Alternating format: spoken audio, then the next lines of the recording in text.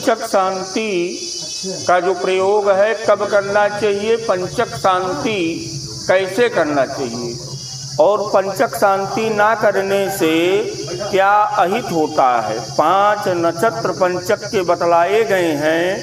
इन 5 नक्षत्र का अलग अलग फल है। अगर कोई व्यक्ति धनिष्ठा नक्षत्र में खत्म होता है तो उसका जो अशुभ फल है वो गांव में रहता है। कोई व्यक्ति षड्भिका नक्षत्र में खत्म होता है तो उसका जो दोष है वो कुल में रहता है। कोई व्यक्ति पूर्व भाद्रपद नक्षत्र में खत्म होता है तो उसका मोहल्ले में, उत्तरा भाद्रपद में घर में, और रेवती नक्षत्र में दूसरे गांव में इसका दुष्फल देखने को मिलता है। 5 नक्षत्र जो पंचक के हैं, इन 5 नक्षत्र का ये अलग अलग फल है। पंचक में कोई व्यक्ति खत्म होता है तो व्यक्ति डर जाते हैं, भय में आ जाते हैं कि पंचक में खत्म हुए हैं, इस नक्षत्र के द्वारा हमारे कुल गोत्र में 5 जीवों का असमय निधन होगा। लेकिन इन 5 नक्षत्रों के अनुरूप फल को जानने के बाद उसके उपरांत ही पंचक शांति को करना चाहिए। और पंचक शांति में भी 3 विधि प्राप्त होती है। अगर कोई व्यक्ति पंचक प्रारंभ होने के पहले खत्म हो रहा है उसकी क्रिया दूसरी होगी। कोई व्यक्ति पंचक में खत्म हो रहा है, उसका शव का दाह भी पंचक में ही हो रहा है तो इस क्रिया में फर्क होगा। कोई व्यक्ति पंचक के लास्ट में अर्थात रेवती में खत्म हो रहा है, दूसरे दिन पंचक का समापन है, पंचक नहीं है, तब आप उसके दाह को करेंगे तो उसकी क्रिया में फर्क है। तो ये 3 टाइप की क्रियाएं प्राप्त होती हैं। अगर कोई व्यक्ति पंचक में मरा और पंचक में जलाया गया तो उसमें पुतले का विधान और शांति कर्म दोनों किए जाएंगे। अगर कोई व्यक्ति पंचक का प्रारंभ नहीं हुआ है और वो खत्म हो गया तो उसके लिए ये जो 5 पुतला हैं इनको बना करके और इन 5 पुतलों को प्रतिष्ठित करके उस शरीर पे रख देना चाहिए, उसकी प्रतिष्ठा कर देनी चाहिए। और अगर कोई व्यक्ति पंचक के अंत में खत्म हो रहा है और दूसरे दिन जलाया जा रहा है तो उसमें पुतले का विधान नहीं होगा, लेकिन शांति कर्म करना होगा। पंचक के प्रारंभ में पंचक नहीं लगा है, खत्म हुआ तो उसमें पुतले का विधान होगा क्योंकि जलाने का दोष है। और अगर कोई व्यक्ति पंचक के अंत में मर रहा है, जलाया जा रहा है, पंचक नहीं है, ऐसे नक्षत्र में जलाया जा रहा है तो उसमें शांति कर्म किया जाएगा, पुतले का विधान नहीं किया जाएगा। ये 3 प्रकार की विधा जो है प्राप्त होती है।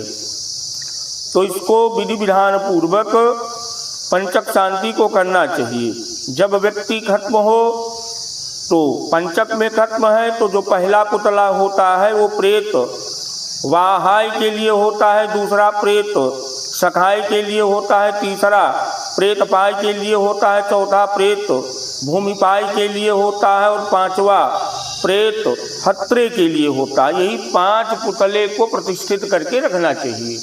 तो कुल गोत्र में, परिवार में कभी भी अनिष्ट नहीं होता है। तो पंचक शांति को जब भी करें उसमें ध्यान देना चाहिए कि या तो एकादशा के दूसरे दिन 12वें दिन करें, या जिस नक्षत्र में वो व्यक्ति खत्म हुआ है जब उस नक्षत्र की पुनरावृत्ति हो, जैसे हम आप मूल शांति करते हैं सेम वैसे ही, तो जब वो नक्षत्र आवे तो उस नक्षत्र में पंचक शांति को करना चाहिए।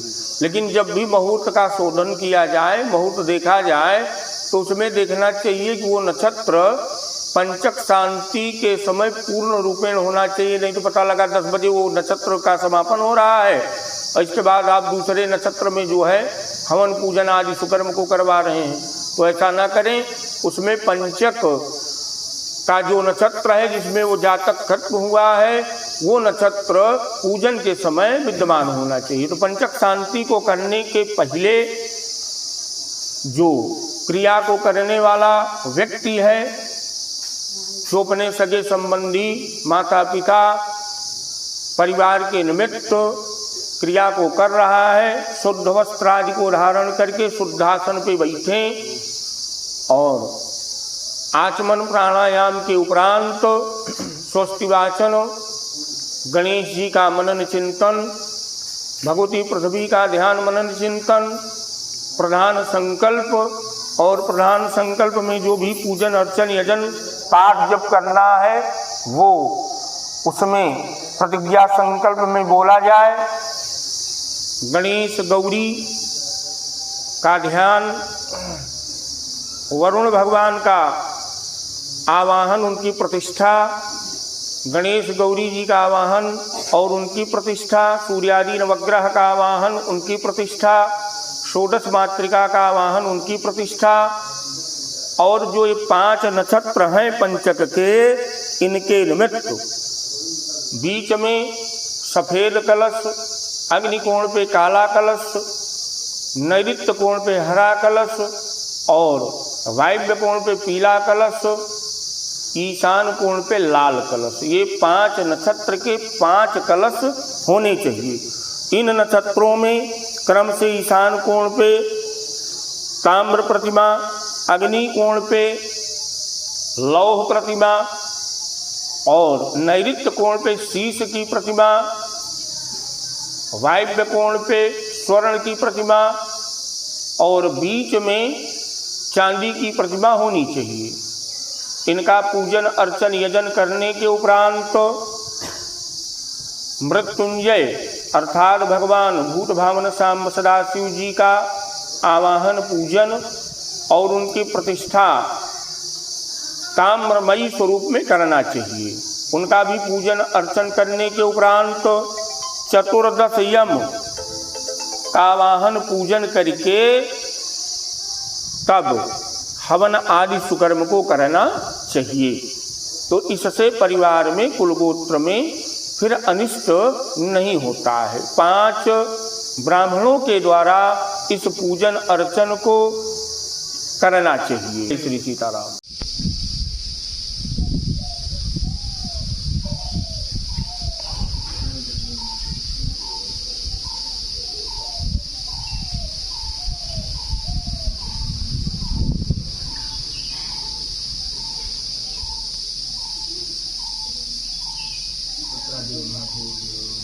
ये आवाज